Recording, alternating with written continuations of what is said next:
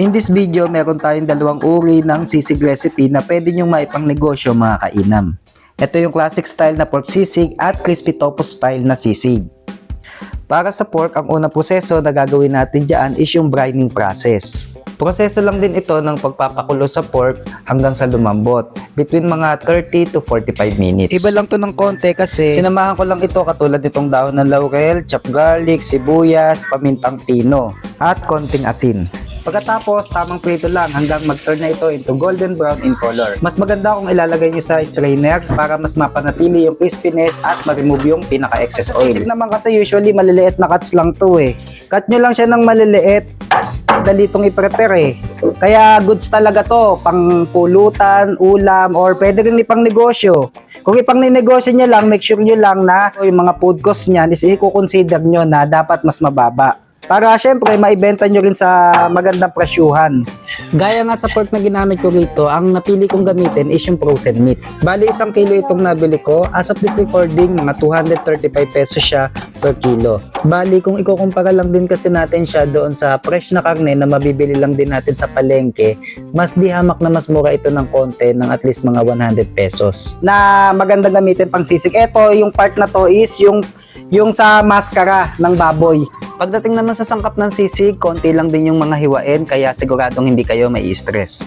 Literal na sisig cuts lang ito mga kainam. Medyo may kanipis ang hiwa, maliliit na pa-dice cuts. Ngayon, kapag katapos na kayo sa mga hiwain, pagsasama-samahin nyo lang yung mga sangkap na nahiwa nyo. Siyempre, itong pork, yan. Tapos, then sibuyas, ito yung magpapakompleto sa ating sisig, magpapasarap. Nasa sa inyo kung ano yung trip nyo sa sibuyas, pwedeng yung sibuyas na red lang o kaya naman yung sibuyas na puti, kung ano yung available. Pero since ako naman meron ako nung parehas ngayon, ay pinagsama ko na. Saka masarap din kasi yung ganun, mix siya. Then lagay lang natin yung sili na green. Mas magandang tanggalin o bawasan yung buto para hindi masyadong maanghang. Then maglalagay din ako dito ng oyster sauce, 1 sachet to, mga 30 grams. Maglalagay din tayo nito, Knorr seasoning. Knorr seasoning, pampasarap. ang pasarap. Tak lang natin ganyan, sige. Kaya mo magtak-tak. Tak mo shoot mo ha. Yan. Huwag mo ito lagyan dito. Yan, okay na yan. Then, mayonnaise. Ang gagamitin nating mayonnaise is Lady's Choice. Pero sa palengke may mas mabibili kayo, mas mura pa dito. Tapos yung mga nakagalon, yung medyo maliit na ganun. Pero since kontian lang naman itong gagawin ko para dito sa recipe, is ito gagamitin ko, Lady's Choice. Katamtamang mayonnaise lang ang ilagay para hindi masyadong nakakaumay. Konti lang muna yung iba pang garnish. Then haluin na natin. Halo natin. Sa plating yun, maganda ipang drizzle yung ibang natirang mayonnaise. Lalagyan din natin siya ng kalamansi. Kalamansi. Mga 3 ganito ilalagay ko. Pwede ring lemon.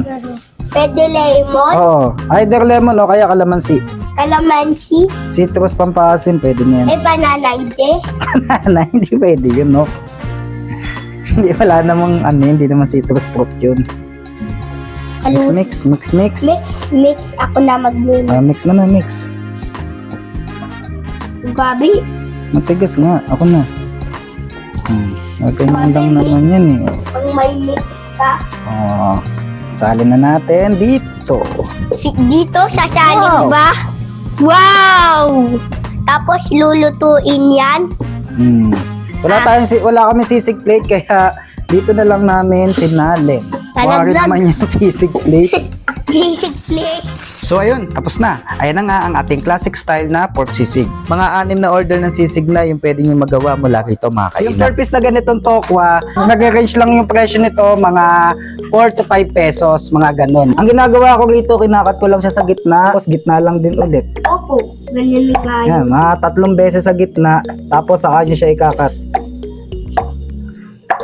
Nang pag ganito. Opo. Yan. Sa maging ganito kalaki. Yan, maglaki. Yan. Gamit itong 1 cup ng harina at mga 3 kutsara ng chicken powder, diyan natin pagugulungin itong ating nakat na tokwa. Pang deep fry na level ng oil yung gagawin nating paraan ng pagluto sa tokwa. Isalangin siya pagka preheated na yung mantika nyo. Flip over nyo lang para even yung pagkakaluto. Make sure nyo lang na tumigas na siya ng ganito. Tapos golden brown na siya. I-strain nyo lang yung excess oil.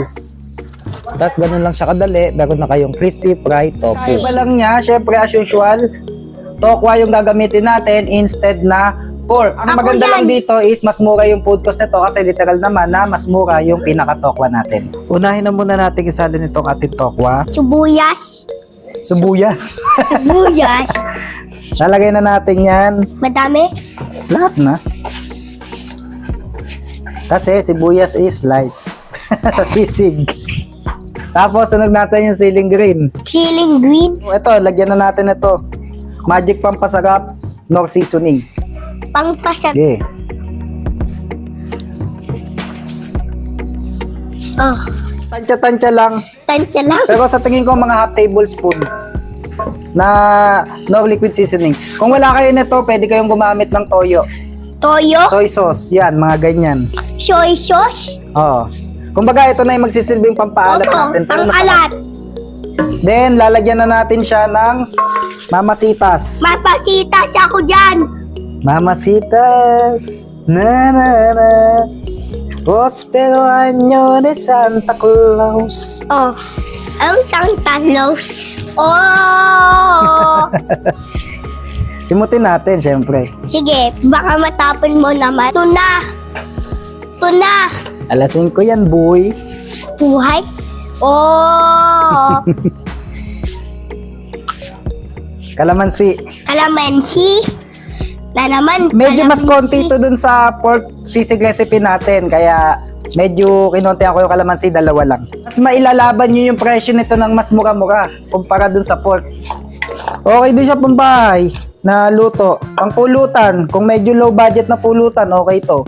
Rino, mga kainam. Lalagay tayo. Mga ano na lang, kalahati na to. Yung iba sa sa mga ulam, pwede magamit. Then, ladies choice ulit. Ready choice na naman. Ang ano? Simutin lang natin. Simutin. Dembe ko, pwede mo tong tapon doon. Sibi Thank po. you so much, Kuya Dembe. Napunta sa ilalim yung mga Yung mga sibuyas eh. sibuyas. Oo. Ang ganda. Yan na yung niluto mo. Tokwa. Tokwa. Siya yung niluto mo yung kanina. Magkasindami rin din pala. Halos ano. Ha? Diba? Ay, nakalimutan ko lagyan ng paminta. Paminta ko na. Toppings na lang, toppings. Toppings. Wait.